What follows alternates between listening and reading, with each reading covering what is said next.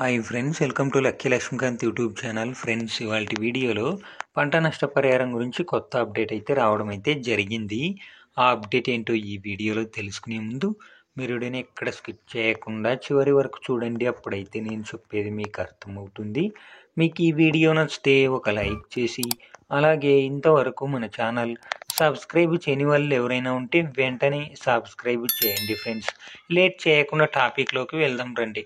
కర్నూలు జిల్లాలో 24 మండలాలను రాష్ట్ర ప్రభుత్వం కరువు ప్రాంతాలుగా గుర్తించింది.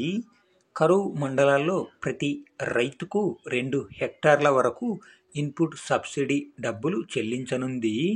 కరువు రైతులకు మేలు చేసేలా ప్రభుత్వం ఎస్డిఆర్ఎఫ్ మార్గాలను సవరించింది.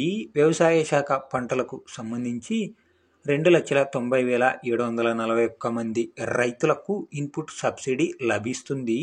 ఈ రైతులకు సంబంధించి 2,38,231 హెక్టార్లకు 368 కోట్ల రూపాయలను ఇన్పుట్ సబ్సిడీ డబ్బులు చెల్లించేలా వ్యవసాయ శాఖ యంత్రాంగం నివేదిక సిద్ధమైతే చేసింది.